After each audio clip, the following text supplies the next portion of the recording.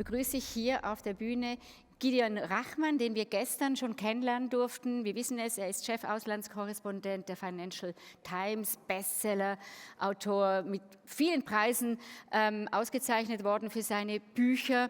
Und er spricht jetzt bei uns zur Frage A New Cold War? Question mark. Welcome again, Gideon Rachman.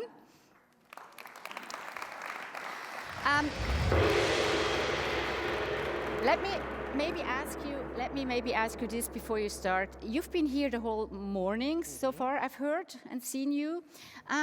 Were there points you thought, oh wow, I didn't ever thought about this, or something interesting, something new?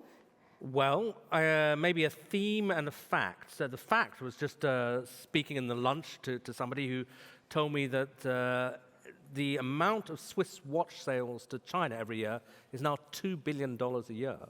Amazing.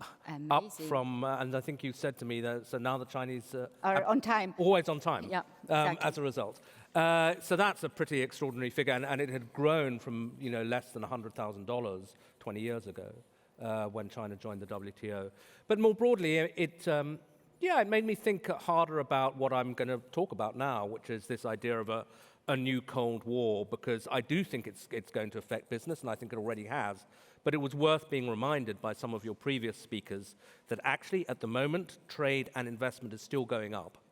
And that was an important reminder, because I tend to focus, and I will focus now, on a lot of the security issues, but the business relationship's still going strong. So thank you very much, Gideon. We are really happy to have you here. Thanks. Happy to be here. Okay. So this new Cold War, is it even a fair term when there's so much business going on? Obviously, it's different from the US-Soviet rivalry. There's no question about that, partly because of the deep economic entanglement between the US and China. But I think it is a useful way of thinking of it, because what we think when we say Cold War, we basically mean superpower rivalry. A confrontation between the two world's most powerful countries. And that is definitely happening now. The US and China are now rivals on a whole series of issues: security, economics, even ideology. And it's going to be very difficult, it is already difficult, to keep these things separate, to keep them in a box and say, well, there is this security problem, there are all these ideological conflicts, but business is going to remain business and separate. Actually, economic security, business, they overlap a lot, and one is going to affect the other. So why has it changed? What's changed? I think it's important to go back in history to understand how we got here. Because this deep entanglement of the businesses of the two countries, the two largest economies in the world, is really the product of a different era, an era when US-Chinese rivalry was not nearly as intense as it is now. This was the era when China opened up under Deng Xiaoping, the 1980s, the 1990s. And America didn't regard China at that point as a threat. You can think maybe of 1989 as an interesting turning point. In that year, a great year in Europe, of course, we think of it as the fall of the Berlin Wall, the triumph of democracy, and so on. But it was also the year of the Tiananmen Square massacre in China, just a few months before the fall of the Berlin Wall. And in retrospect, that was when China and the West parted ways, because the one-party system was entrenched in China, whereas democracy spread to Eastern Europe, and the Soviet Union collapsed shortly afterwards. Now, you could have had then the West saying, okay, we don't want to do business with China. But actually they didn't. And why didn't they? And I think for two main reasons. The Americans had two basic views of what was happening in China, which were very colored by the end of the Cold War. The first was that freedom and democracy was advancing all over the world. The Chinese may have crushed it in 1989, but they would have to go democratic, become more liberal, or their economy would fail. That was assumption one.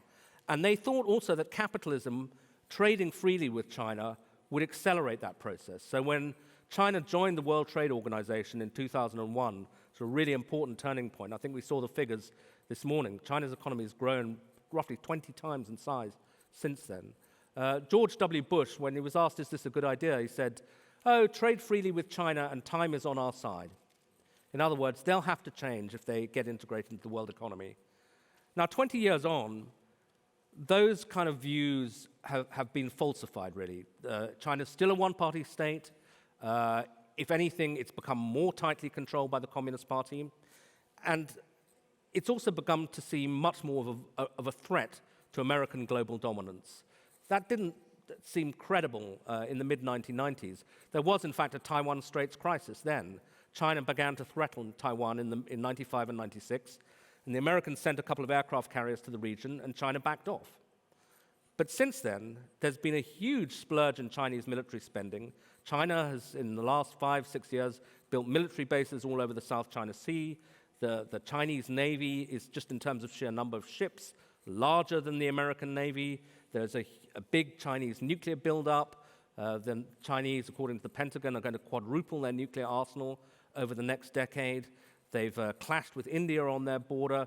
Generally, China looks more threatening in military terms and in economic terms because, by some measures, China's already the world's largest economy. It's certainly the world's largest exporter, the world's largest manufacturer, steel producer. So America can feel the challenge. And this is not a challenge from another democracy. This is a challenge from a one-party state run by a communist party. So it's not particularly surprising that America's responded.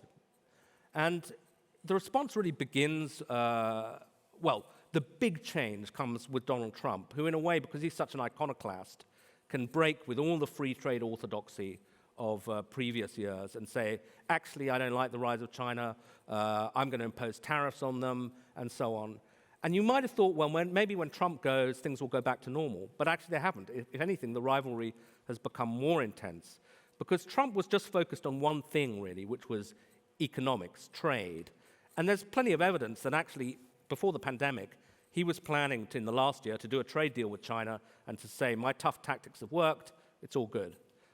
But then the pandemic happens, he blames it on China, the China virus, all of that, and America, in fact, ratchets up its pressure on China. And then when Biden comes in, he doesn't take the tariffs off China, keeps them on, and he also broadens the conflict in a way because he starts talking about this as a conflict between democracy and authoritarianism. Now, Trump, as we know, didn't care much about that. He didn't care much about human rights. He was just focused on trade. Biden's really broadened it out. It's about democracy. It's about economics. It's about security. And America, basically, I was in Washington. Thank goodness we can all begin to travel, at least to the United States. So I was in Washington last month and seeing the people making the policy. And I was sitting actually in the White House talking to one of the people there and said, well, what do you think China's essentially trying to do? And he said, look, they want to displace us as the world's largest power, and we're going to try and stop that.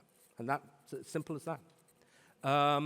And then talking to another person more on the sort of military intelligence side, we were talking about the conflict with Taiwan and China putting more and more pressure on Taiwan. They're flying more and more aircraft sorties into Taiwan's defense zone, making overt threats of invasion. And America is ramping up its military activity in the area. And I said, are you trying to create fear in China? And he said, no, not fear, doubt.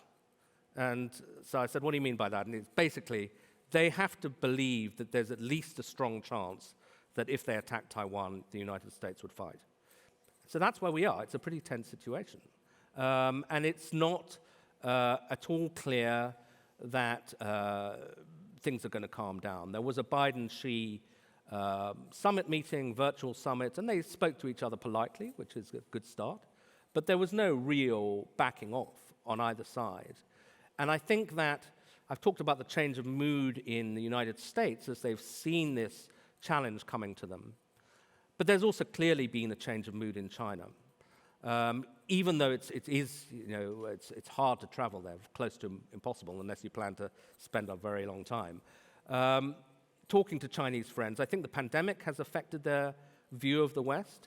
They say, look, America's had, 750,000 deaths? The official figure in China is 6,000, 7,000. We heard it this morning from a Chinese contributor. Your system's failing. Our system is succeeding. That's their mood. And so I think they feel much more confident in challenging the United States and saying, they've sort of convinced themselves that the United States is in inexorable decline, and they can make their move, or they can be a bit more aggressive. And so it's kind of a dangerous situation as a result. Now, does this affect business? Should it affect business? And should it affect European business? After all, you're sitting here not only in Europe, but in Switzerland, a neutral country, and you're not in the sort of, by and large, as far as I know, in the kind of strategic military game, so maybe you can just be unaffected. And as I was saying to Christine, I have been impressed by what was said this morning about trade continues to grow, foreign direct investment in China continues to grow. Business leaders, even American business leaders, are very insistent. We've got to be there. So maybe it'll all be fine. I don't think it's going to be quite that simple. I think you can already see the way in which international business is being impacted by this rise in tensions. In fact, I was just looking at the headlines on my own newspaper, the FT, just before coming here, and the two of our leading stories. One was Jamie Dimon apologizes to China because Jamie Dimon had joked that JP Morgan was going to last longer than the Chinese Communist Party. And as Kevin Rudd said this morning, priorities 1, 2, 3, and 4 for China is Communist Party stays in power. This is not a joking matter. So Jamie Dimon has to apologize. But that tells you something. It tells you a couple of things. That, Wall Street doesn't feel that it can offend China. It has to toe the line to some extent. And that this is a huge market that they really don't want to put a foot wrong in.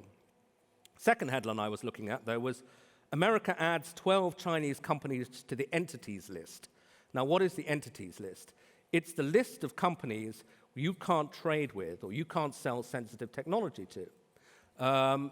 And most famously, Huawei, the Chinese telecoms firm, which was one of the biggest champions of Chinese tech globally, probably their biggest international brand, that has been sanctioned by the United States, put on the entities list, and as a result, for example, they can no longer use the Android operating system in their mobile phones. It's a big blow to them, but also, if you're a chip manufacturer, you can't sell chips to Huawei unless you get a specific permission from the United States, which I'm guessing you won't get.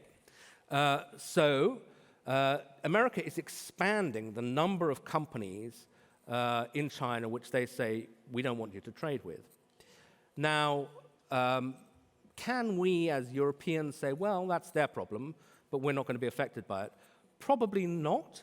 Huawei is a presence in Europe, and lots of companies are still doing business with it, but there is always a risk that you can run foul of American sanctions. I mean, the Swiss know this, everybody knows this, that if you, for example, countermanded American sanctions on Iran, you can suddenly find yourself being prosecuted in the United States. And equally, you could also run into problems the other way, because China has just passed its own law saying that it will retaliate against foreign companies that target Chinese people or Chinese companies in a way that they regard as unfair. So you can see how you can get caught between the two. And just to give you a couple of concrete examples of how that might happen, HSBC Bank, Hong Kong Shanghai, which is actually regarded as one of the big four banks in Britain, they were caught up in the prosecution of the chief financial officer of Huawei indirectly because she was accused of violating American sanctions on Iran and arrested in Canada. It all gets very international. But some of the evidence was taken from her dealings with HSBC. Now, HSBC say, well, we had to talk to the American Department of Justice. We operate in the United States. We can't tell the Department of Justice we're not going to talk to them. Fair enough. But then people in China now are very angry with HSBC, arguing that they helped to entrap the chief financial officer of Huawei. So HSBC is potentially facing loss of business, retaliation in China. But if it hadn't cooperated, it would have been facing problems in the United States. And that's a kind of concrete example of how a big multinational company can be pulled in two directions by this kind of thing. And I think that these kinds of conflicts are going to multiply. But it's going to be different industry by industry. The two I'd like to finish on before Christine and I continue the conversation are technology and finance. Technology is obviously in the cutting edge because I said that these conflicts, security, economics, ideology begin to merge, and technology is at the cutting edge, because one of the things that's alarmed the Americans is a very open Chinese ambition to dominate the technologies of the future. They produced a policy called Made in China 2025, where they said we want to be the leaders in everything from AI to biotech, etc. And this is partly why the Americans have begun to restrict technology exports to China.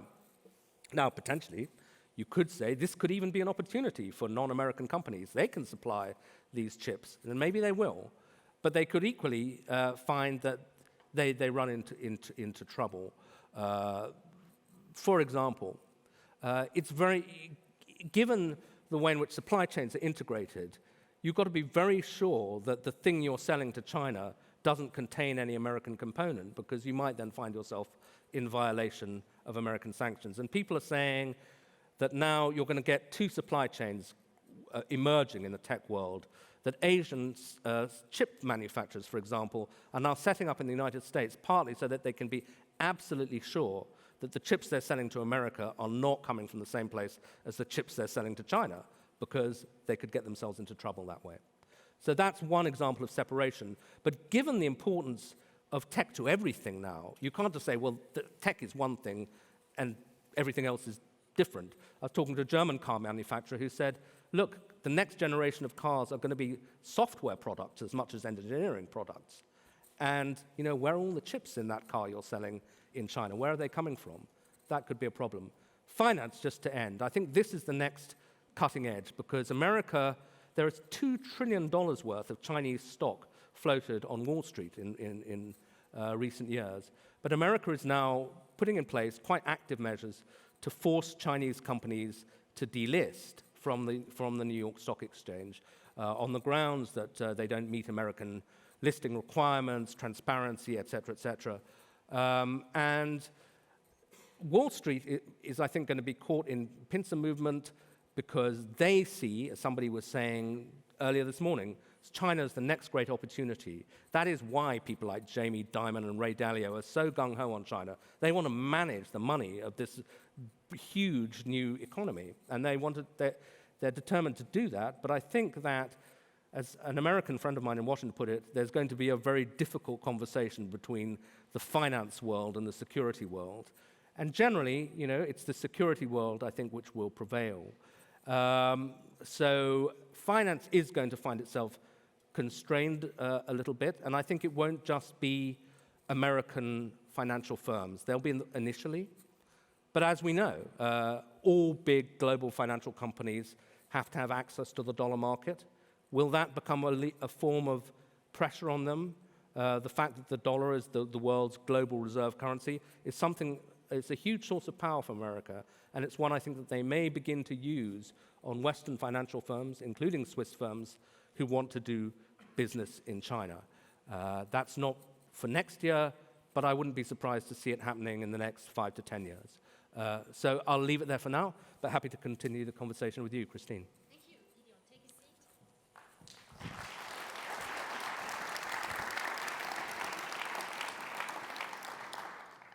There are just some topics I would like to dig a little bit deeper, because if you're going back to Switzerland and Europe and the risk of being crushed between the blocks, what does that mean right now? How do we have to act to make sure that we are not being crushed? So where do we have to pay attention to? What is the really important steps now? Well, I mean, Switzerland, has a long tradition of managing to stay out of great power conflict, and you'll have to draw on that ability. I mean, I think it's going to be tricky, but it's going to vary so much industry by industry, regulation by regulation. But you have to keep looking at American law, developments in American law on these things: technology exports, finance exports, sanctions policy. Look at, for example, the kind of pressure that America exerted over Iran. Now, they're not going to try to isolate China in the way they tried to isolate Iran, but there will some of the same tactics begin to emerge, like naming particular individuals, naming particular companies and saying, they can't have anything to do with the United States. And that can then begin to affect you. Just to give you an example, the SWIFT, which is based in Belgium, but it's the big financial transfer system, how were they eventually persuaded to cut Iran out? Well, basically, they said to every SWIFT board member, if you ever want to travel to the United States, you're going to do this. And so they said, oh, okay. And so America has that pressure, and it can exert it, and it may well do so. The interesting thing is that China, unlike Iran, also has pressure that it can exert. And we're beginning to see that. I'll give you an example from Britain. There was one of the most respected barristers' chambers, but it's a big law firm, Essex Court. One of their barristers wrote an opinion, was asked to write an opinion on whether what was happening to the Uyghurs qualified as genocide under international law. And she wrote an opinion saying, yes, it did. It met the definition. China then sanctioned one Essex Court. And these are some of the leading barristers in the world, and they need to be able to do business with China. So every lawyer in that chamber was told you can never do business in China with any Chinese firm, and the chamber is beginning to break up because people don't want to be working for one Essex Court anymore because they lose a lot of money. So you're going to get pressure from both sides. So what does that mean for you as a journalist? I mean, this is not so easy. I mean, there is a risk of getting sanctions maybe from China. Yeah, look, in a funny way, the pandemic's curiously liberating because, I probably shouldn't admit this, but of course, as I was, when I was writing about China in the past, you'd take a deep breath every time you wrote something critical because you think, oh, maybe this will be the last visa I ever get to China. Now it's impossible to travel to China, so I think, oh well, it doesn't matter. I say what I like. Okay, that's the moment where you feel much more free. But yeah, absolutely. They might open again. So. Oh yeah, but I think it's look. You also respond to events. I mean, if China's threatening Taiwan, you just have to say it. Or indeed what happened in Hong Kong. I mean, I think one of the interesting things that's happening is that not just journalists, but think tank people are now increasingly wary of traveling to China. These are specialists on China because they're worried they might be arrested. And the reason people have got scared is that as part of this whole Huawei case, I mentioned Meng Wanzhou, yes. They seized a couple of Canadian researchers as a sort of retaliation. These were people who were, if you went to Beijing and you went to a sort of party of journalists and NGOs, they'd always be there. They were friends of everybody. And these guys were suddenly in prison for 3 years. And so people are thinking, I could be taken hostage any time. And I know that a lot of NGO people have been told by their employers, don't go. So it's really a change. And we talked about the self-isolation. For us, it seems China is on the way to. Is this something dangerous for the world? And if yes, how? Look, it's hard to put your finger on it and say it's dangerous in this very clear way. But I think that if you never meet foreigners, it's easier to make them feel like bad people, sort of foreign devils, etc. Because they become, you don't never hear their point of view. They become sort of slightly, if not inhuman, you don't understand their point of view, and it's easy to believe the worst of them. Now, because China is becoming more isolated because of the no-COVID policy, as I said to you last night, I mean, Xi Jinping hasn't left the country for almost 2 years now. And he's not alone in that. A lot of Chinese people who would have traveled, the middle class, obviously the upper middle class, can't really leave the country now, and foreigners can't go there. So that, to give you a more concrete example, university ties were quite intense. Academics would go backwards and forwards. And this was a very important form of dialogue, because these are specialists who then have the ears of governments. If my government, your government, wants to get a view of what's going on in China, they're likely to call up the leading academics in their field. But if the Chinese academics can't come here, can't talk to us, if our guys can't go there... So if this dialogue is missing, that's weird, huh? Yeah. Mm-hmm. Yeah. I understand. Zoom is not a proper substitute. Mm-hmm. That's right.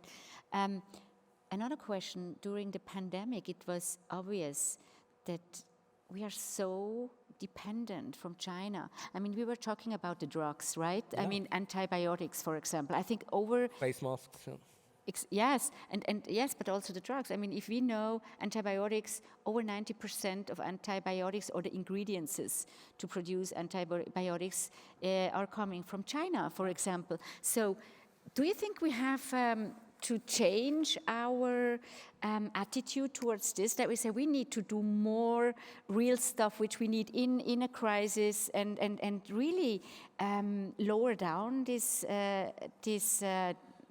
to be that dependent of China? I think that the pandemic has really brought into focus something that was already in the air, which is the sense that the West has allowed itself to become too dependent on China.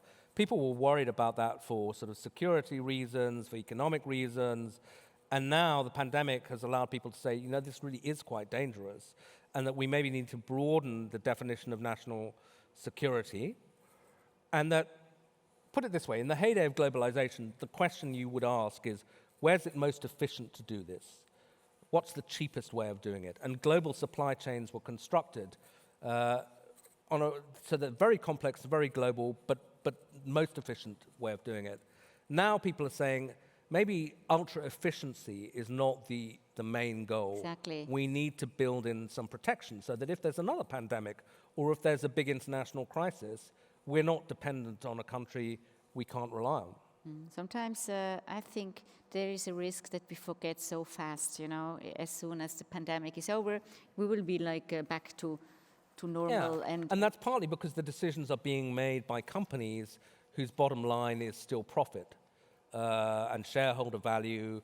And so they have to be told by government, look, and given an incentive by government, whether it's financial, taxation, whatever, to change the way they're doing things. If you're just Apple sitting in Cupertino in California, you'll continue to do things your way unless you can really see that there's a business case that you have to change. If you see all those developments around the globe, something personal, with what feelings do you observe this? Is it fear? Is it like surprise? Is it whatever? Not fear, but certainly I'm sort of anxious about the future. But actually, to be honest, I'm more anxious about what's happening in the United States than what's happening in China, because China's never been a democracy, and I didn't really expect it for the last 10 years to be turning into a democracy. But I think if you're going to keep liberal democratic values alive, you need a strong America and you need a strong Europe. And if Donald Trump is re-elected in 2 years' time, if Biden fails, then you're going to have an American leader who was actually quite sympathetic in some ways to the Putins and Xi Jinpings of this world. He admired them. He had problems with them on economics. But therefore, all of us who can already see it's going to be very hard to stick up for liberal values with China becoming the largest economy in the world, if you don't have a strong America and if you have a relatively weak or marginalized Europe, who is going to make that argument? That's really what I worry about. Thank you very much. Thank you, Gideon Rachman, for being here with us. Thank you so much.